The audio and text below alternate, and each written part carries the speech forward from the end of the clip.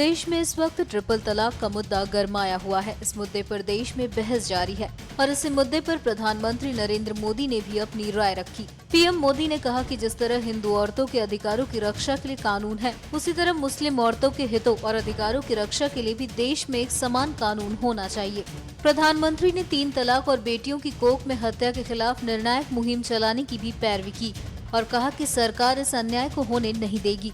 मोदी ने कहा कि कोई भी समाज महिलाओं के बिना आगे नहीं बढ़ सकता, इसलिए उन्होंने बेटी बचाओ बेटी पढ़ाओ अभियान को आगे बढ़ाया। प्रधानमंत्री ने कहा कि 3 तलाक के मुद्दे को सत्ता और विपक्ष का मुद्दा न बनाया जाए। हिंदुस्तान की मुस्लिम महिलाओं को उनका हक दिलाना सरकार का कर्तव्य है। ये विकास का मुद्दा है।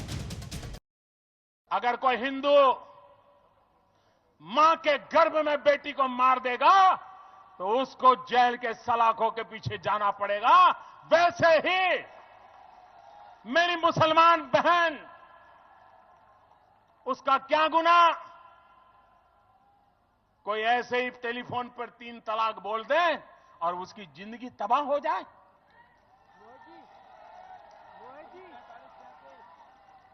क्या मुसलमान बेटियों के हकों की रक्षा होनी चाहिए कि नहीं होनी चाहिए? क्या मुसलमान माताओं बहनों को रक्षा मिलनी चाहिए कि नहीं मिलनी चाहिए?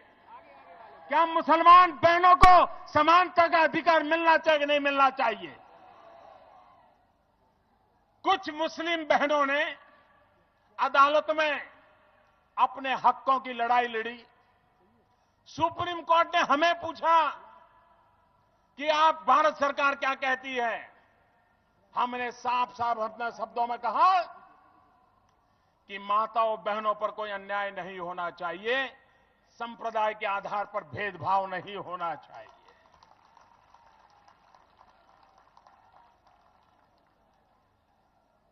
मैं हैरान हूं,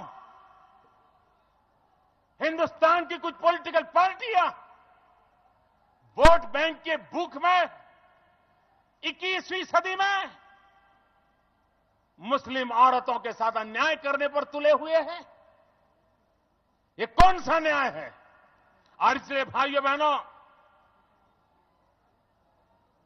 चुनाव अपनी जगह पर होते हैं, राजनीति अपनी जगह पर होती है, लेकिन हिंदुस्तान की मुसलमान औरतों को उनका हक दिलाना, भारत के संविधान के तहत दिलाना, ये सरकारों की और समाज की जिम्मेवारी होती है। आपको बता दें कि देश में इस वक्त ट्रिपल तलाक का मुद्दा काफी गर्म है और इस मुद्दे पर मुस्लिम पर्सनल लॉ बोर्ड और सरकार आमने सामने खड़े हैं। मुस्लिम पर्सनल लॉ बोर्ड सीधे तौर पर कॉमन सिविल कोड का विरोध कर रहा है।